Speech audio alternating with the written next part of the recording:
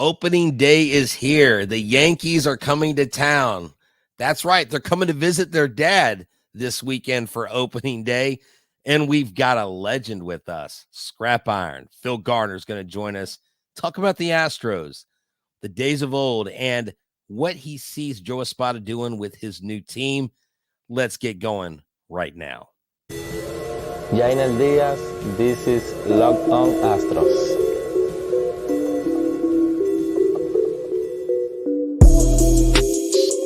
Hello and welcome to Locked On Astros, your daily Astros podcast. Here are your hosts, Eric the Man Huysman and Brett H-Town Wheelhouse Chancey.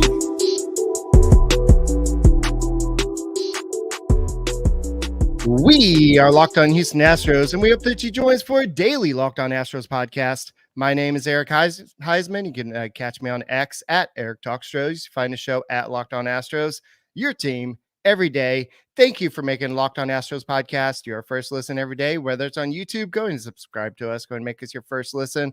Apple, Odyssey, Spotify, wherever you listen to your podcast, go and check us out and go and subscribe to us on YouTube and become an everyday or somebody that listens to a podcast every day. And Brett, where can they find you at?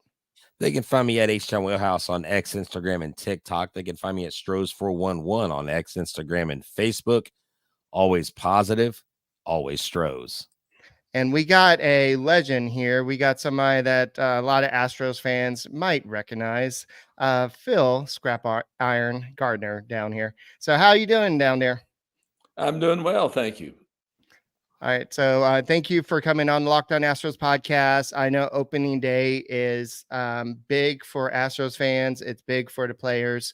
But as a former manager, it's got to be still exciting for you because you're still a fan of the Astros, right?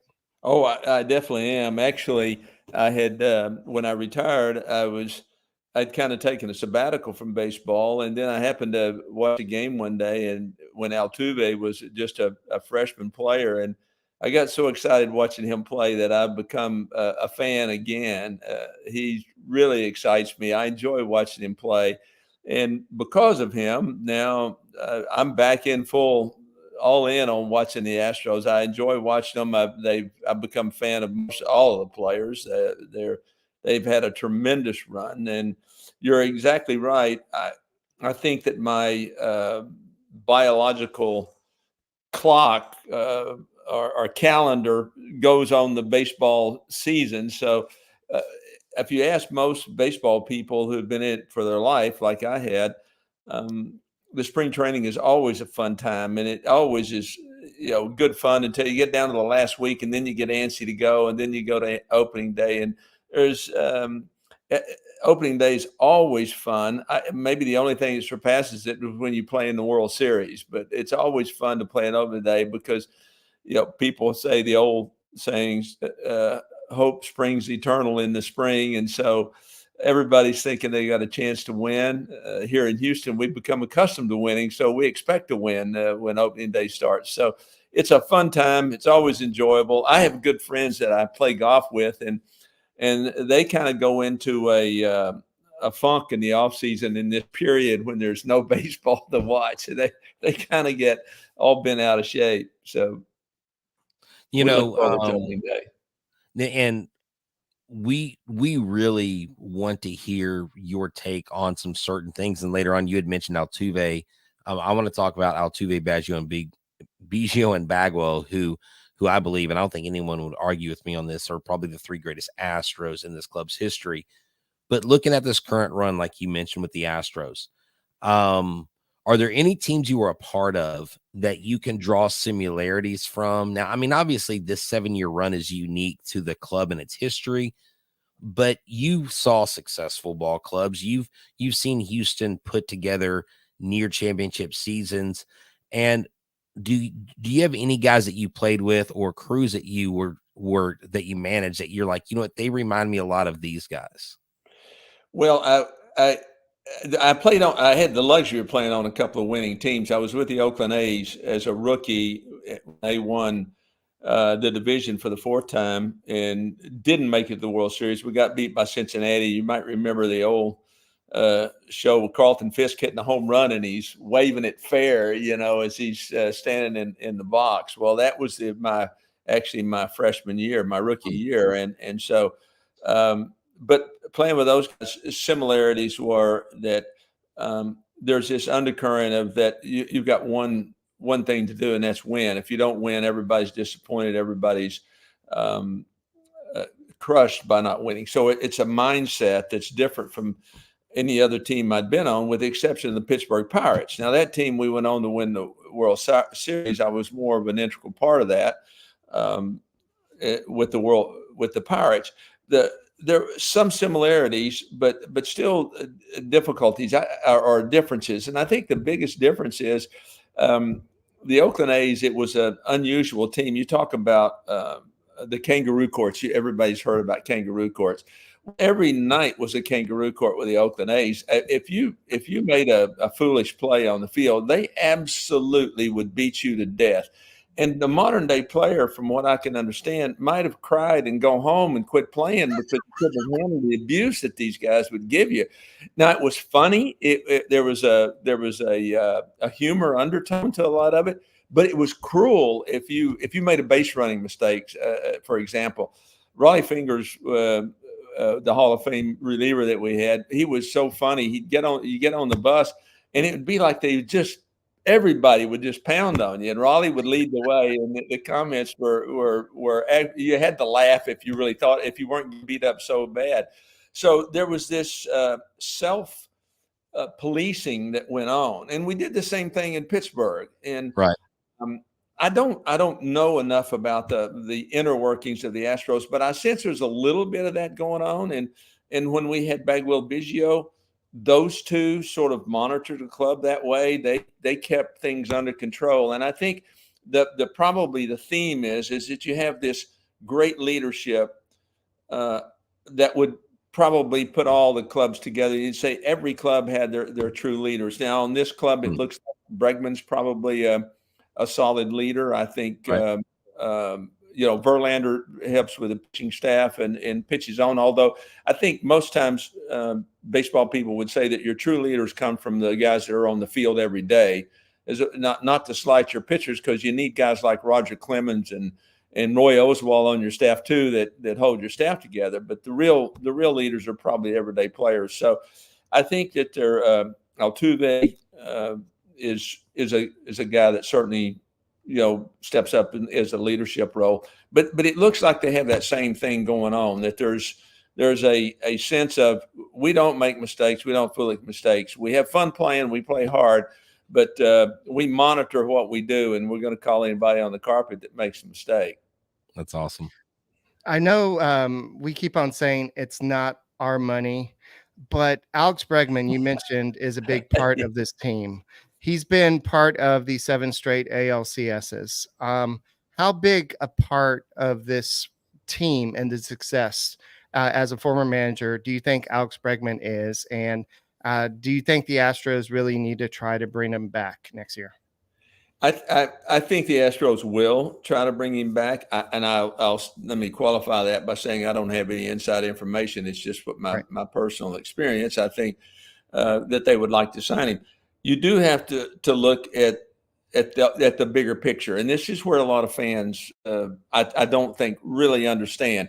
If you took him out of the fan role and put him in the business role and said, "What do you need to do for the team?" then they would have to make tough decisions. If they couldn't make the tough decisions, then they'd fail miserably. And so that unfortunately is part of the sport. We'd like to always think, and I think, number one, that Jim Crane's done a remarkable job with this ball club. He's built a remarkable dynasty that has been one of the best teams in the last decade, if not the best team in the last decade. And so he's built a real culture that goes on in the clubhouse, and Bregman is part of that. So I think they're trying to sign him. But let's face it, do you give him a $700 million contract? At some point in there, it makes no sense. I don't care what he means to the team. You can't, even Crane, can't afford to lose millions of dollars. So that is part of the equation. And we have to understand that as fans. And I think Crane has shown me one thing. He's willing to pay He has paid. He's paid good numbers, and he's now up. I think he's slightly over the threshold, isn't he? In the end of the Yes. tax. Yeah, Yes, he I is. believe he's Tax thing, what, and We're in the- that becomes onerous. It hurts when you have to pay excess money at the end of the year trying to keep your team together. So I think that they will make a run at Bregman. I don't know who his agent is, but Scott I hope Boras. that. It's Scott Pardon? Boras. Yeah, Oh, it's he's Scott got Boras. Well, and I will tell you this, that as a general rule, now go back and look at Boras. This was, and I will tell you this, that if you met Scott Boras, he's a charming man. He will come in and he'll know everything about you, and he will spread butter on your toast like you can't imagine. You'll feel really good when he walks out of the room. But the problem is that at the time I was in baseball, he had never had a player that had played out his year as a free agent and then Wow. signed back with the same team. And I don't know if that's still his record, but I haven't noticed anybody, certainly in this last year, that he had to sign back to the same team. So his modus operandi is to take the player to free agency, get a couple of teams to bid, and he's been an absolute master at that. So I don't know how that's going to work out. There may come a point during the season that that Bregman says, hey, I want to stay with the Astros. But it may come a point in the season, and let's face it, we all would make that decision based on what it meant to our personal net worth. If we had a position, if you thought you could go and become a free agent and make $50 million more. Now, I would think that if Bregman thought he could make $1 million more going somewhere else, he probably doesn't make that call. He stays here in Houston. But at some point, there's a big delta there that's going to make a lot of sense for him to go someplace else if that's what it comes to. Right, definitely. So we'll go and continue this conversation with Phil Garner in a second, but right now it is game time. That's right. This episode is brought to you by Game Time. Right now, use the code FIRSTPITCH for $20 off a minimum of $150 purchase. Look, with dynamic pricing, you won't have a problem reaching that. But what's cool is with Game Time is there are never any hidden fees. You know right when you are checking out before you check out what your total is. I've used Game Time. I've told you it's the only app I use. I have literally been walking up to Minute Maid Park, pull up my Game Time app, look for tickets, find a seat, look at the view, say, that's the one I want. That's meant for me. Got my name on it. 2 clicks, and it's in my phone. I go through the gate, and I go sit down and enjoy the Astros beating whoever is in town, right? Because we root for 2 teams, the Astros and whoever's playing the Yankees. So, and we're playing the Yankees this weekend, but not only baseball, it's football, basketball, it's all sports, it's plays, it's venues that have concerts, it's so much. Flash deals, zone deals, all in pricing, seat views, the lowest price guaranteed. I mean, you cannot go anywhere else and get what you get here. The most flexible customer service policy in the ticket industry. So take the guesswork out of buying tickets with Game Time for a limited time. Again, all users can get $20 off any MLB purchase of $150 or more. Game Time app, use the code FIRSTPITCH. The terms do apply, and the code is FIRSTPITCH, FIRSTPITCH, $20 off from March 25th through April 14th only. Get it now before it leaves. Download the Game Time app today. Last minute tickets, lowest prices, guaranteed. Guys, thank you for making Locked On Astros podcast your first listen every day. Whether it's on YouTube, go and subscribe to us. Go become a first listener, Apple, Odyssey, Spotify. But go and check out Locked On Sports Today. It's the first 24/7 streaming platform out there. Now you can find it on Amazon Fire TV, and you can even find a Locked On Astros podcast on Amazon Fire TV. It's pretty cool. You can stream Phil Garner on your TV now. So that's you've never seen him on your TV, of course. Definitely never into playing games or for the Astros or managing the Astros, but now you can see him on the Locked On Astros podcast. So speaking of which, Phil, we do have a lot of comments. I don't know if you're able to see them, but we have a longtime listener, Jay Roberts. He said, welcome, Phil. I will date myself and say I was excited when we traded for you in 81. We have our many legends at second base. So to go and kind of go off of that, how did you end up becoming the Astros manager? Was that a easy decision for you? It was an easy decision for me. I wanted to manage the Astros, and when ironically, towards the end of my baseball career, I'd kind of set my sights on being a general manager. I thought you could really affect a team by being a general manager, and I was right about it. But when I started noticing how much work the general managers did, I thought it was going to be a tough job. If they spend from early in the morning till the games are over at night at the baseball park, and then in the off season, if they're doing things right, they're going to watch their guys play in winter ball. They are busy all the time. And I had a young family, and I wanted to spend some time with family when I retired. So managing became the route, the next best route for me. And as it turned out, I enjoyed it. I truly loved it. If you can't play, the next best thing to do is managing. So you can have an effect on the game. And so when I got the call, I was absolutely thrilled. It was a lot of fun. It was fun for me, and getting to manage here in Houston, which I had made my home. So that was even more fun. Hey guys, I just want to throw this out there, and this is kind of something I felt like I should do. I got to hang out with you, Phil, and TP and Shane Reynolds at the US Coin and Gold event when they had y'all out there, and you autographed an 8x10 picture. But you know what I want to do for our listeners? I want to do a giveaway. And so I'm announcing right now, live on air, that I will post a picture of this signed by Phil Garner with the amazing mustache, with the great rainbow sleeves, and you will be able to enter. All you have to do is put the word Phil Garner once the contest is up. I'll let it run for 24 hours, and then I will pick a winner, and I'll pay postage myself. Phil, I figured our fans would like that. We appreciate you coming on because it means a lot. We've got people in here that says, right here, Reggie Kirk says, I would take my sons to the Astrodome in the 80s, and I remember when you were playing, and then I remember when you were manager. And there's something to be said about the club atmosphere, about the culture that has been a part of this Astros team. And when I hear you and Shane Reynolds and TP and basically former players talk about the Astros organization, it seems to almost have been a seamless thing. And I'm sure it's not always been roses, and, humans are human, but they've really built a culture. Altuve, Biggio, and Bagwell, of these three, Biggio and Bagwell were teammates. They're kind of like Bregman and Altuve, right? Because Bregman and Altuve have stayed together. What do you see with Altuve and Biggio and Bagwell that you see that's kind of the same? And what do you see maybe that is something you can pick out to, that's a little different between these guys? Well, most everybody, when you get to the big leagues, most all players have a real passion for the game. But certainly, Biggio and Altuve have great passion for the game. And I think along with that, they had a great deal of respect for the game, which made them great leaders in the clubhouse. Right. And I don't think you can win in modern day baseball without having a leader in the clubhouse. I think about the time I got into professional baseball, it was changing a little bit. Right as I got in, the manager still said, he said, drop and give me 100 push-ups. There was no question to ask the player, drop and give you 100 push-ups.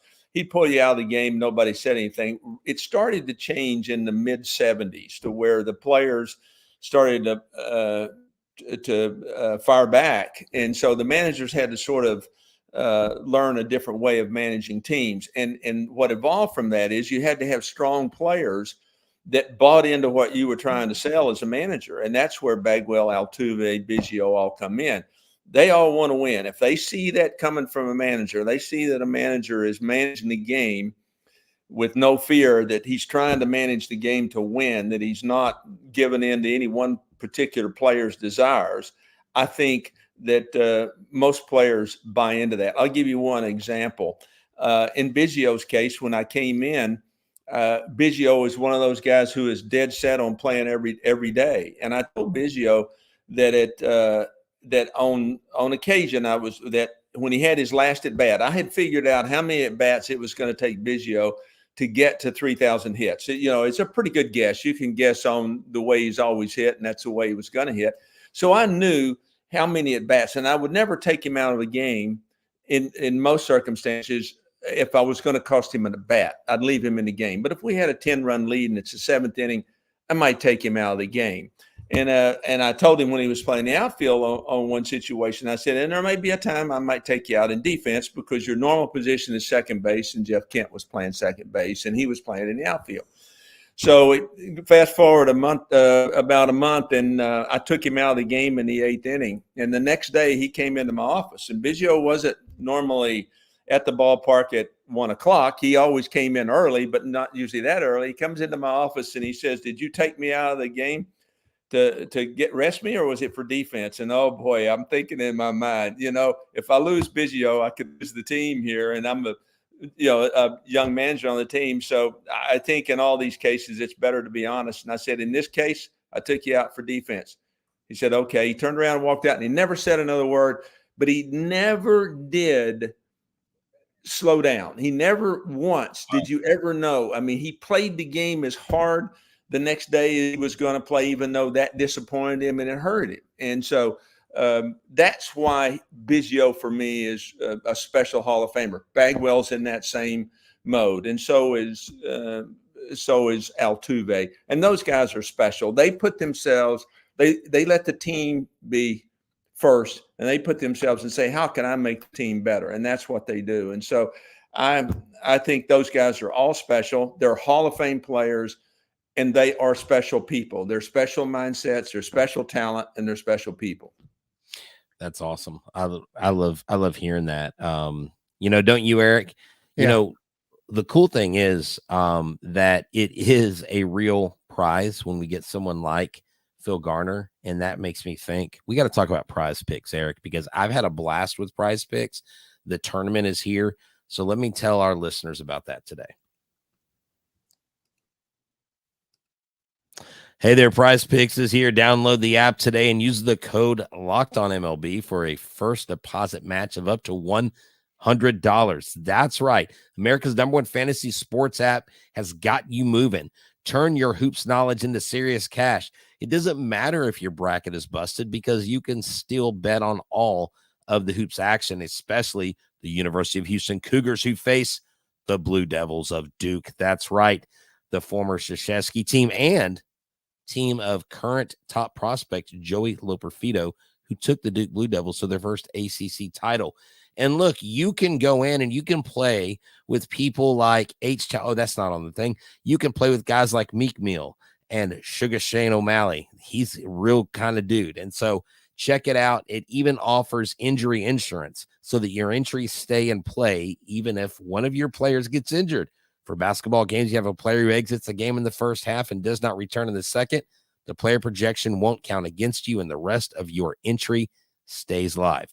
You could turn $10 into $1,000. Quick withdrawals, easy gameplay, and enormous selection of players and stat types are what make Prize Picks the #1 daily fantasy sports app. The weekly promotions are there, can lead to big payouts. There's like Taco Tuesday. Each Tuesday, Prize Picks discounts select a player projection up to 25% to provide even more value. So right now, I need you to go to Prize Picks. I need you to download the app. Use the code LOCKEDONMLB for the first deposit match of up to $100. That's LOCKEDONMLB for the first deposit match of up to $100. It is a app that you will not want to miss. You pick more, you pick less. It's that easy. All right. So I know in 2000. Let me follow up one bit on the Biggio thing, because this is also part of his personality and why he was a great player. I think that might have been the only time that I took him out for defensive reasons. All the rest of the times I took him out is because I was going to give him a rest, because I think he went out to prove me that you can't take me out for defense. I'll play as good as anybody can play. And he did. He played great after that. And I got to tip my hat to him. He proved me wrong. That's awesome. I know that in 2004, you took over for Jimmy Williams. And then 2005, you kind of took the Astros someplace where they haven't been before, to the World Series. We all know that Jeff Blum kind of ruined it for us. Well, not just Jeff Blum, but he did. Yeah. he reminds Jeff of that every time he talks to him. Like, dude, you didn't hit a home run the whole freaking year, then you hit Yeah, one in yeah. World Series. What's up with Picked a that? bad time to do that. So what was it like? I know you just mentioned Biggio, but you manage Bagwell, you manage people like Roger Clemens. It's just like just having the star talent on your team. You had even Carlos Beltran, a young Carlos Beltran at that time, I believe, right? Yeah. Well, he Uh, was older. He was older at the time, but yes, I did have Carlos. okay. Yes. So it was just a awesome, just to get there. And unfortunately, it didn't work. But what was it like getting to the World Series? Well, it's a dream. I had not been to the World Series as a manager, and I didn't have teams that were capable. And what was disappointing, I thought 2004 was the year that we were going to make it. I thought we had the team in 2004 to make it. I thought we were short a starting pitcher, and as it turned out, we did. In the last game in St. Louis, we couldn't get out of the fourth inning, and we never caught up to to catch up in the game. In 2005, Kent was gone. We had a rookie center fielder, and we played great. I gotta tip my hat to the players. They all played great. With a lot of role players that did well. So it really is an exciting run when you get down to the end and you think you're gonna get to the world. Think you got a chance to get to the World Series. It's really exciting. I don't think there's anything in the world that can be any more exciting than that. See, I went to a lot of those key games. I was there when we clinched the wild card. I was at the 18 inning game. Yeah. I was there. My daughter wasn't even 2. She doesn't remember it. And then I was at the game 5. No, I was at the Albert Pujols game. Okay. I was in the upper deck. Yeah. And that game, Roy Oswalt, and I got to share this with him, was taking BP because pitchers hit back then. And I caught one of the 8 home runs he hit into the Crawford boxes. And the only hope I had was I was going around Minute Maid saying, Roy Oswalt hit this home run. He's going to pitch us into the World Series. Well, what do you know? He pitched us into the World Series. He was Dan Wheeler, I believe, got the actual final out to clinch the World Series spot. But that really was exciting. And like you almost forget like what happened just because it was the first World Series. And whether this club has been up or down, it seems like the fandom and the fan base has continued to grow. And I think that's what this 7-year run has done is you've taken a whole generation of Astros fans and you've really upped the ante. Now we're kind of spoiled these days. And I don't know what some of these fans are going to do when the winning isn't as abundant, but I think that we built a pretty solid foundation. And Phil, I think this run could last for a while, but let me ask you, what advice do you have or would you give to Joe Espada? It's unsolicited. Joe didn't call us and say, hey, ask Phil for some advice. Yeah. But what would you say to a first-year manager? You know the club, but what are some of the things he might want to look at or some of the struggles he might have? Well, Chuck Tanner was my mentor, who was a longtime manager for the Pirates and the White Sox and the Braves briefly. But Chuck, when I became manager, his advice to me, he says, "I'll tell you what you do in the winter, you trade for some pitching. And when you get to spring training, you pick up a couple of more pitchers. And at the end of spring training, when everybody's getting rid of pitchers, you pick up some more pitchers. And then in the midway through the season, you trade for more pitching." And that turned out to be what it is. The gist of that is you never have enough pitching. Even though our pitching looks solid, there's a couple of guys that are going to have to step up, and we need Abreu. We need the back end of the bullpen to be as solid as they have been the last couple of years. Hader's probably going to be a terrific addition for us.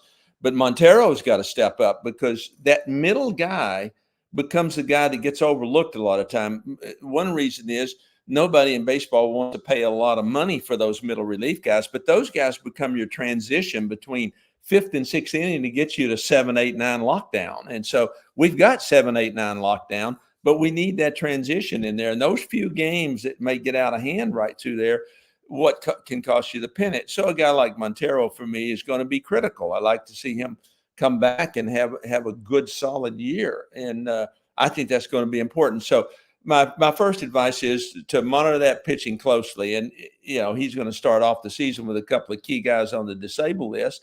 He's going to have to manage it critically. But I think Joe's probably learned by now, by being under the tutelage of a couple of really good managers, that don't let any game get away from you. There are times, and a lot of times the fans don't know this, but you'll see a game get out of hand, and he'll leave a pitcher in there perhaps, and the guy will have to give up 5 or 6 runs. Well, you don't know what went on that injury list before the game. There might have been a couple of pitchers. The bullpen says, I can't go tonight. And so somebody's got to take a bullet for the team. So you don't know that. But I think if he manages every game like it's the game you have to win to get to the World Series, that will bode well for him. And sometimes it means pinch hitting for somebody. And if I had any criticism on our other team, I felt like we didn't pinch hit with Maldi enough. And of course, that I don't know what Dusty sees things that we don't see. And so I might have been on the bench and agreed with all that. But those are the kind of things that I think are important. And sometimes when a guy's in a slump, if he's a young guy, a fairly young guy, you might have to pinch hit for him. Now, when Bregman's in a slump or Tucker's in a slump or Alvarez is in a slump, you don't know when those guys are going to hit it out of the ballpark. Right. But they're going to at some point. So you let them go through it. But sometimes with the younger players, you have to go to, especially if you have somebody on the bench that's performing. So that is hilarious, Eric. He just said what we were all saying last year. We were just give Diaz an at bat in the 7th inning. Just give Diaz a bat in the 8th inning. And, we actually, as much as we could, supported Maldonado because we knew he was the starting catcher. I had just asked a couple questions of Yainer, talked to his agent earlier on in the season at an event at a restaurant in town.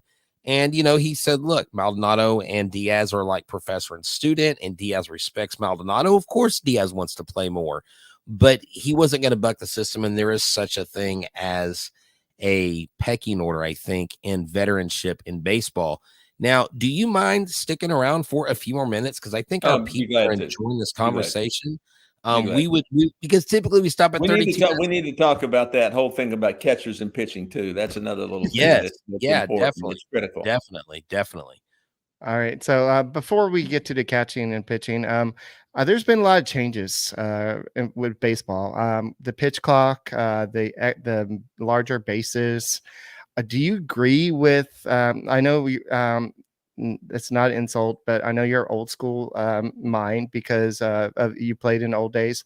But do you think that baseball needed to be faster, or do you think that it's just something that that Manfred's just kind of adjusting to the generation that we have coming up right now?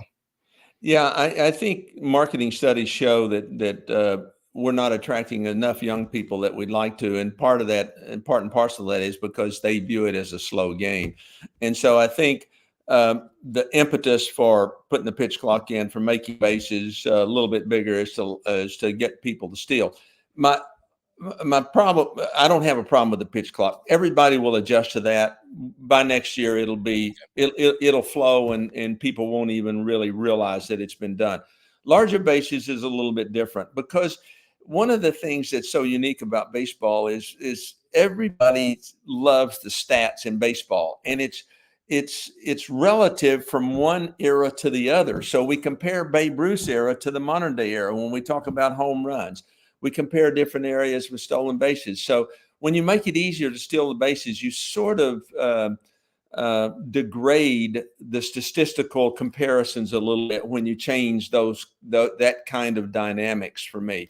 That doesn't mean that I probably wouldn't have done it if I'd have been sitting on the committee to look at it and say, we need to do something to excite our game a little bit more. But one of the things I would say is, guys, look, maybe there's a better way to sell the game rather than changing the rules. Just take a look at the great young talent in baseball today. Every team has a 22-year-old kid that's some kind of super player. It's remarkable the number of young kids in the game today that are really phenomenal athletes. I'm blown away every year when I see 21-year-old kids come up and they play at this such high level. It is not easy to hit a 98-mile-an-hour fastball, and everybody's got players on the team now that throw 98 miles an hour. It's just not easy to do that. It's not easy to catch balls in the gap the way these guys do it and to make these plays in the infield. But yet all these guys are making it look so easy. So I'm okay with some of the rule changes. I don't know that I would tinker with it a whole lot because it is our game. It is a slower paced game. It's to be relaxing a little bit on an afternoon or a cool evening and enjoying the game and enjoying the flow of the game where you can talk to the guy sitting next to you, you know, or your wife or your girlfriend, and you can have a conversation, and all of a sudden the game gets busy. Yeah, exactly. So you mentioned the younger players nowadays. There's a lot of excitement in baseball. You have the Julio Rodriguez's. You have a lot of players that like to do the bat flip. And I know pitchers don't like that. Back in the day, Roger Clemens would probably throw at your head if you do something like that. But do you think that's a good part of the game? Or do you think that should be kind of... Well, you know, I think this all started back in basketball when they started the stiff bodies and in your face kind of thing, and then football celebrating in the end zone. Baseball thought, well, we'll add a little flair. You know, you're right. I am old school, and I thought what the guy for Texas Rangers last year, he was over the top in his celebration of the home run, and I applaud. I don't know if Abreu hit him on purpose or not. But you notice he toned it down a little bit after that. And so yes, you know, show a little respect for your opponent. These guys aren't backers out there throwing. So you hit a home run. Yeah, you're happy about it, but act like you've hit a home run before in your life. It's not the only one you ever hit. And, you know, going crazy and back flips and throwing a bat up in the air and standing there and, you know, shooting your hands in the air. Yeah, that's too much. So, yeah, some sort of celebration is probably okay today. It's become part of the entertainment, if you will. I,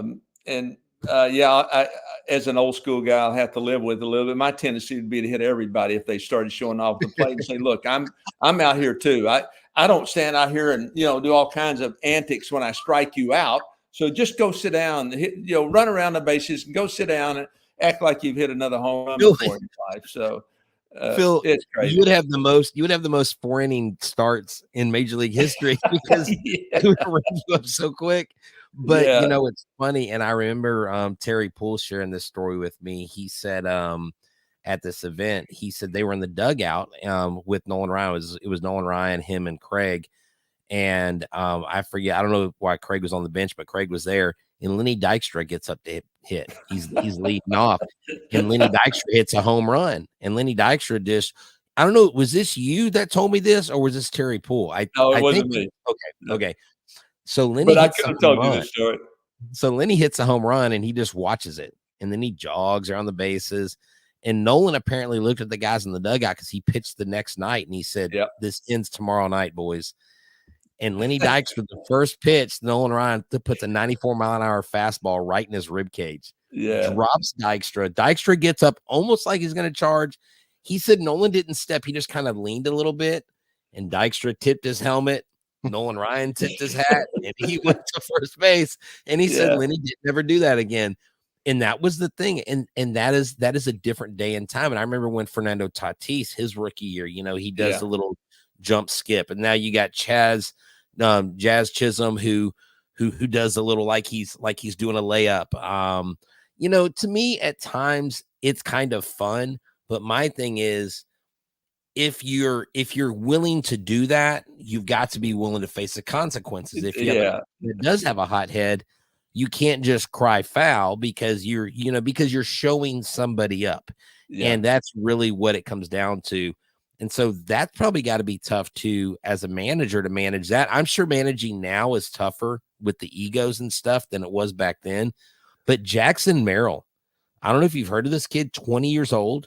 He's on the opening day roster for the Padres. I think he's only the third opening day roster 20-year-old in baseball ever. I mean, this kid is an absolute stud. And the younger stars just, you got Drew Jones, you got Skeens. coming in. You got some guys Yeah. coming up from college this year.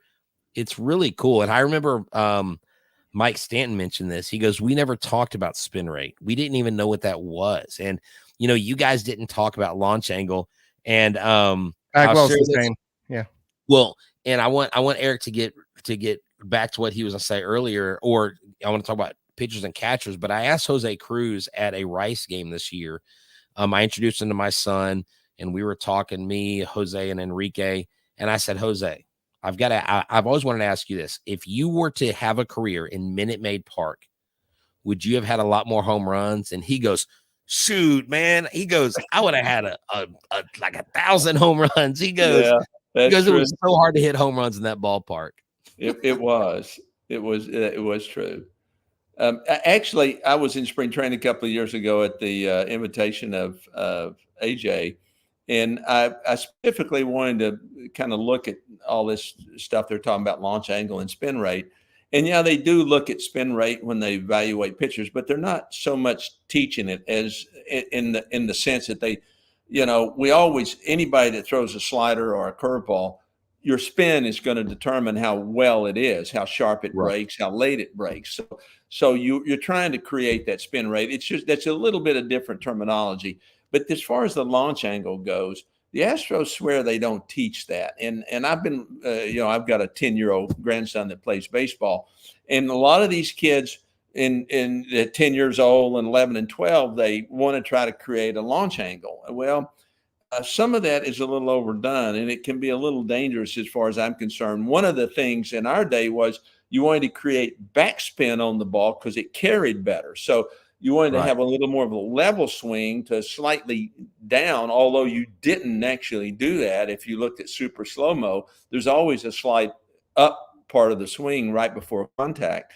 But you want that little bit of a backspin because it will carry a little more. If you get top spin on the ball, if you've ever hit a golf ball and you come over and top the golf ball, you'll see it go up and down real quick. If you get underneath it, you'll see it climb into the air. Well, the baseball does the same thing. So it's some of the language today is a little bit different, but it's basically talking about the same thing that the old timers used to talk about too. The upshoot, the outshoot, and the inshoot.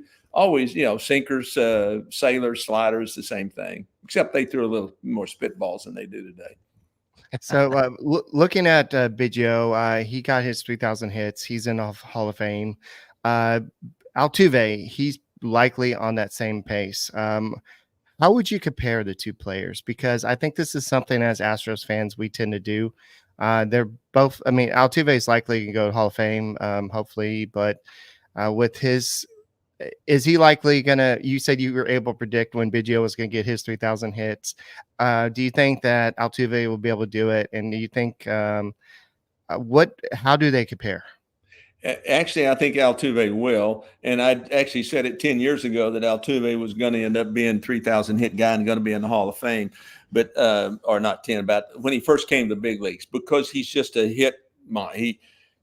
Altuve, and this is why I knew Altuve didn't cheat. And I confirmed this with, later when the Astros went through all this sort of stuff. I told AJ, I said, AJ, I just got to say something. I don't think Altuve's the kind of hitter that likes to know what's coming. That's not the way he thinks. And Biggio is exactly the same way. Biggio and Altuve are very similar in their style, in that they start their swing and then find the ball. Almost everybody else in baseball sees the ball and then takes their swing to it. Those two get started and then go hit the ball. And that's why they can look so foolish sometimes. A big, slow breaking ball, and they'll look foolish swinging it because they've already started their swing. So, but what happens if somebody is over there, making noise and telling them that a slider's coming, it gets in their head and they can't think that way. That's not the way they hit. So I can promise you, Altuve didn't like it. If they tried to do it, he probably told them to stop. So, but at any rate, that's where they were similar on hitting. Biggio was much more intense, a much more intense player. If you look at Altuve, he's much more relaxed in the field. Now at the plate, he's intense, but and he gets geared up, and the man can swing the bat. There's no doubt. but so could Biggio. Biggio was one of the best pure hitters, I've ever seen it, just putting the bat on the ball. And Altuve's right there with him. They can handle the bat, and they can get the bat head on the ball as good as anybody that's ever played the game. And that's why Altuve will be a Hall of Fame. Now he's got to stay healthy. So you got to stay on the field. And that was one of the remarkable things about Biggio. He rarely was injured. The guy played, and I had the pleasure of seeing Biggio play his first game. I was there as a coach when he played his first game, and I was there when he got his 3,000 hit. And so then he retired. So I was able to compare, and what my comment was, and that stands today, that he played as hard on that first at bat in his major league that he did on the last at bat in the major league, and in every at bat in between. And Altuve does the same thing. They're both remarkable players in that regard.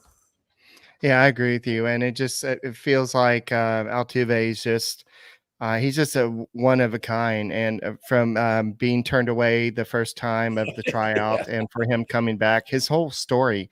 And it just I don't understand how people outside of Houston don't realize how good a guy this is. He's not the tallest player. He's done all this. The Astros basically told him when he came up, "Oh, you're just gonna be up here until so and so gets healthy, and then you're gonna go back down." Temporary. And you got to hit the ball over the second baseman's head. You got to hit behind the runners and all that. And finally, he said, "Let me do it my way." And then look what happened. Yeah. So one of the things I want to share with you, and I want to ask you about this, was I've got the very first program that Craig Biggio was ever on. And it is with him and Yogi Berra. He's sitting this is the very first program that they ever featured Craig Biggio on. And it's him and Yogi Berra. And written on the board is lesson number 1, it ain't over. And he signed it for me. And the books say hustle, attitude, and desire. Yeah. If there's any more perfect 3 words that would encapsulate this man's Hall of Fame career, it's that. And the fact that I got it signed as a kid, to me, is really great. That's a rare thing. That's a great piece of memorabilia there. Yeah. And here's perhaps one of the greatest, the offensive catchers ever, to play the game. And then you got Biggio, who is going to turn out to be one of the great second basemen. His numbers are incredible when you look at him compared to everybody else. And but it was really neat. special. I got to talk to him and Patty, his wife, about that photo shoot, and they had stories about Yogi Berra cutting jokes and being hilarious. Like, he wouldn't be serious, and it took longer. She was like, that picture took so long to take because Yogi kept busting jokes. How was it that when you were in the game and you got to meet legends, you got to meet some of the guys that maybe you grew up, what was that like as a pro? And we'll wrap up on this. What was it like as a pro getting to meet some of your favorites, some of your idols? Was that a special moment for you? Just like you bet it was a special moment. Yogi Berra is a legend. And when I became a coach with the Astros and Yogi was a coach, I made sure that I got there early on the day that the coaches were doing their lockers, and I put mine right beside Yogi's for that special reason. And I just wanted to sit and listen to Yogi, and I did. And of course I asked him questions about the game, and it's remarkable. The guy has kind of like a computer mind. If you talk to Yogi, the Aflac commercial is absolutely perfect that Yogi did, because you can talk to Yogi at sometimes and he goes through a conversation and you swear you don't know if he's dumb or if he's so smart that nobody else is catching on. You can't tell that. But in the end, he's always right. It's unbelievable how the first time that I would sit with him on the bench a lot of times, and he may go 5 innings and not say a word, just sit there with his arms crossed. And so the first time he said something to me, we were playing, I don't remember who we were playing, but it was a left-handed pitcher on the mound. And typically what pitchers will do, they'll throw two types of pitchers in a row, and then they'll vary their pitches. And this was about the 6th or 7th inning, and Yogi leaned over and said, the guy had thrown 2 curveballs. He said he's going to throw him another curveball right here. Well, there was no indication whatsoever why he would even say that. Why? Why? And sure enough, he threw another curveball. Yogi, how'd you know that? He said, I just knew, And so he had a feel for the game that was incredible. So getting to talk with Yogi was something special. But I got to tell you, when I got into the big leagues, Hank Aaron was still playing, and and so I'm at Hank had hit a double one day in Milwaukee, and I'm standing on second base, and I walk over to him, and I don't remember, it was probably early in the season, and I said, Mr. Aaron, it's a pleasure to meet you. I'm Phil Garner. And he says, hey, you're on the field with me. Call me Hank. Okay, Hank, you're my new buddy. So it was pretty awesome. Cool. I just thought it was something special. That's cool. Without going into a big in-depth conversation about this, just off the top of your head, think back to 2005. You had a player like Yordan Alvarez on your team. Would you bat him second? Yes or no? Probably. It depends on your lineup. It depends on your lineup. And in this lineup, I might toy with playing second, with hitting him second. I did have in Milwaukee a player that was my best power hitter, and I hit him second for a while, and it didn't work out. So we changed it. It didn't move a little bit, but you do. And I'd figured this all out. Every manager figures it out. You look at your position in the lineup, and you see how many more at bats that you get. And as I recall, the third place hitter got a pretty close to the same amount at bats as the second place hitter for the several years that I was in. It varies every year a little bit, but there wasn't a significant difference statistically in the number at bats between number 2 and number 3. And if you remember, Tony La Russa toyed with changing his catcher to the number 9 hole in the pitcher so that McGuire would get a chance to hit more home runs and all this kind of stuff. And I don't think that necessarily worked out. So I think it depends on whatever's around you. So I think give you a short answer. Well, I think too, and we can't end on this because I think Yordan Alvarez is the best all-around hitter in the game of baseball today. I think he's better than Mookie Betts. I think he's better than Shohei Ohtani. I think he's better than Aaron Judge. I just think he's so complete. And last year when I had the honor of talking to him after his first rehab start down in Sugar Land, I understood it. Like he's a calming presence. And he said this, in the season, they asked him, hey, how are you so successful? He said, when I go to the plate, it's an individual pitch battle with that pitcher, and I have a plan, and I never change my plan. No matter who's pitching, no matter what the situation is, I stay consistent.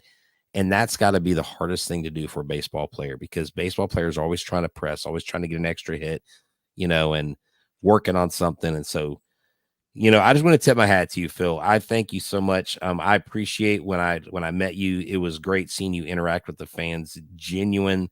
Folks, if you guys get a chance to ever if you see him in public, or if you're at an event that he's at, ask him to share you some stories. I mean, this has been a great time. I mean, Eric and I could sit here for 3 or 4 hours and just talk to you. But thank you. And you know what? We'll definitely have to have you back, Phil. And it would be a blast to have you back. Eric, this has been a great show. Probably one of my favorite shows, if not my favorite show to date. And we've got 1,300 plus episodes under our belt together. So thank you, Phil, for an enjoyable time. Thank you, chat, for chiming in, and everybody asking the questions, and admirers of Mr. Garner. And don't forget, we're giving this away. I will put up the contest after all the editing and stuff's done tonight. So be looking for it. 24 hours to jump in. I won't even tell our Twitter people. You've got to be a viewer of the show. So put Phil Garner in there and join in, and let's see if we can get you that signed picture. And Phil, that picture was from like last week. You still look pretty good there, sir. Yeah, look at that. He looks the same. I'm pretty sure he did a little photo. The mustache has gotten a little whiter. So yeah. All right. Thank you for joining us. Thank you for making Locked On Astros podcast. All right. Yeah. Go and thank you for making us your first listen every day, guys. And we will see you tomorrow. And hey, it's opening day. It's the best day in baseball. That's right, we'll be there. Look for us. Let's get a picture. Let's go Astros. Beat those Yankees. Go Astros. Go.